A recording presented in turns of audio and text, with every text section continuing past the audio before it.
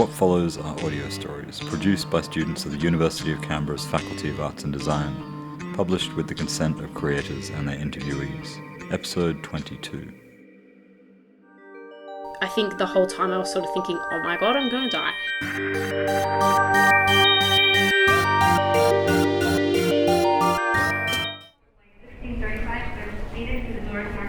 We went to Paris and we were in the airport and we were looking to get a taxi from the airport to our hotel.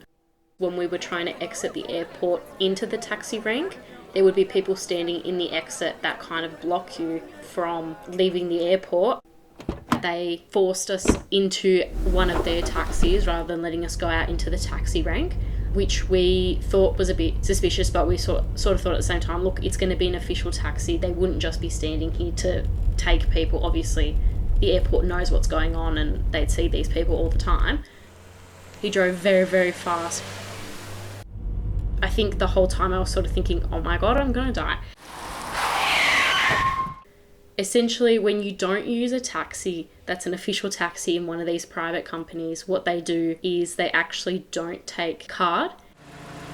We obviously arrived at the hotel, didn't have enough money, and so the taxi driver drove around for an extra 20 minutes to find an ATM that was open and working. By the time we got dropped off at the hotel, it cost us $400 Australian.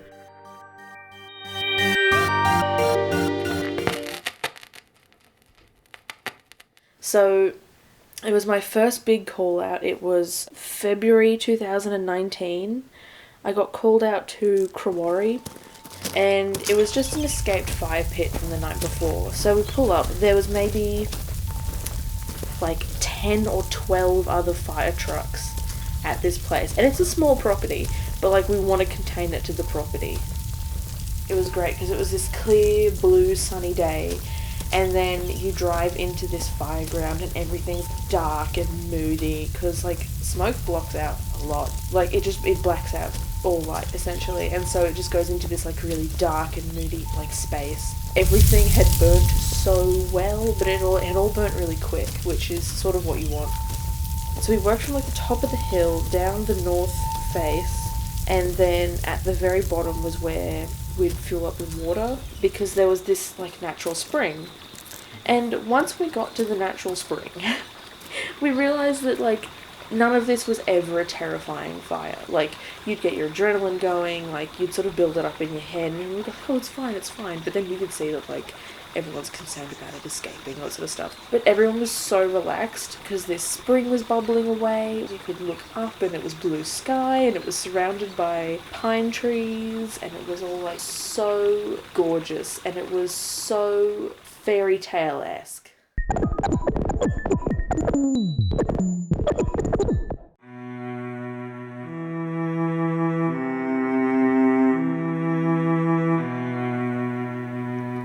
So I'm at my Year 12 retreat at Helensburgh and it's the final day there. We're packing up our rooms and I thought I had put Brown Bear, which is my childhood teddy that I've had since I was 1, in my suitcase. I then put my suitcase onto the bus and we drive home.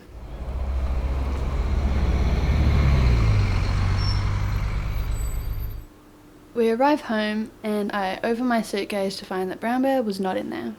I thought maybe I had taken him out and put him somewhere and just forgot about it. So I'm searching my entire room. I could not find him anywhere. I go downstairs and he wasn't there either. So I spent the next couple days very distraught because I thought I'd left him at the camp and I wouldn't be able to get him back. 1 year later, I'm at my friend's birthday party. We were camping in a little tent outside. I get into my sleeping bag and I feel some fur at my feet. It's Brown Bear. I found Brown Bear. I pull him out and I hug him because I missed him.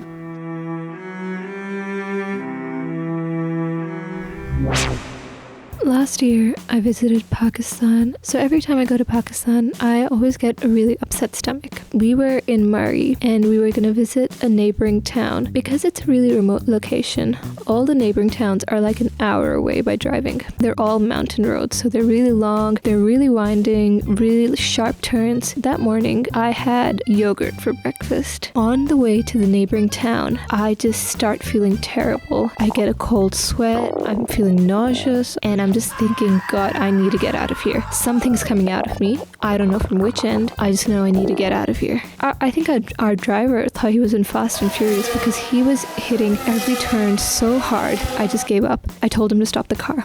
And we pulled over, go on all fours, and I'm just touching the ground, and I'm just taking deep breaths. I'm trying to ground myself. And I tell the driver, we need to go to the nearest town. And we go to the town, and I just need to use the bathroom immediately. But it's such a small town that they don't even have any public facilities. And I'm desperate. Thankfully, though, there was this one man who saw how terrible I must have been looking, and he let us use his toilet in the bed and breakfast he was staying at, and I was so grateful. My God, that was probably the worst 1 hour of my life in that car ride.